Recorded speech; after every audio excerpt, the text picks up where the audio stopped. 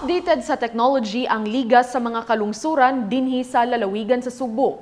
Karon nga aduna na sila'y kaugalingon nga application nga ma-download sa mga cellphones ug mga tablets. Kini mao ang Cebu Forward App nga maghatag og impormasyon sa mga katawhan ug mga turista aron masayuna alang kanila ang pagbiyahe dinhi sa Subo. Ang detalye gikan ni John Fredson Ganada. Wala gayud magpauwahi ang probinsya sa Subo sa teknolohiya o sa digital age karon. Bag-o lang gilunsad ang usa ka smart application sa cellphone o tablet nga makatabang sa mga Suboanon sa paggiya sa panahon sa emergencies o sa mga turista nga mobisita nganhi sa Subo.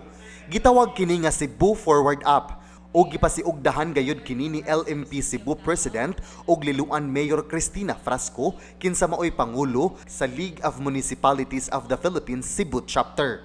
Ang maong app nga i-download sa cellphone ug tablets mohatag og mga impormasyon sa lain-laing mga local government units, directory sa mga importante nga mga phone numbers sama sa police assistance, mahimo usab nga mo report og mga emergency ug direkta nga makareklamo ngadto sa local government units. Anaa usab makita ang mga labing uwahing balita ug pahibalo ug naka-tie up usab kini sa Cebu Marketplace nga mamahimong kumprahan sa mga delicacies gikan sa mga legitimate nga suppliers ug tigbaligya. Ang Sugboanon nga developer nga mao ang Overcode Incorporated nga gipanag-iya ni Mike Cubos maoy nagmugna sa maong app ug libre kining gidonar ngadto sa LMP. Hinungdan nga nakadaginot ang LMP og gibana-bana nga 5 milyones pesos. So usually industry price for this scale of an app usually from 6 to 10 million. Especially it covers more than 100 that potential that can cover more than 100,000 users. Yes. Thank you.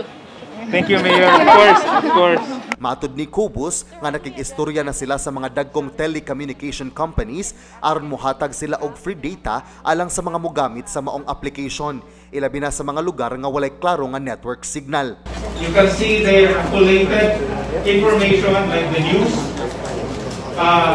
You can see the icons as well for the report, the emergency numbers, and so on, especially the mayors and the LGU.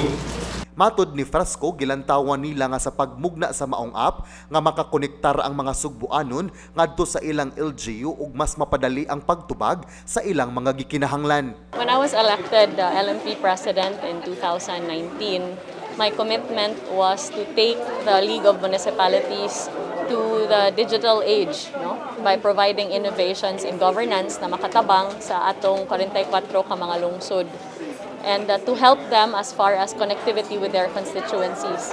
Gilunsad ang maong app atol sa General Assembly sa LMP kaniadtong miaging Domingo, Oktubre 24. Ug gitambungan kini ni Davao City Mayor ug Presidential Daughter Sara Duterte Carpio. Ug atol sa maong tigom, gihatagan sa LMP ang mga mayor og iPad ug tablet aron maka-access sila sa maong app ug ilabi na sa mga reklamo nga ipadangat unya kanila. Uban sa taho ni Paula Mendoza, kini si John Fredson Granada, Balita sa Subo.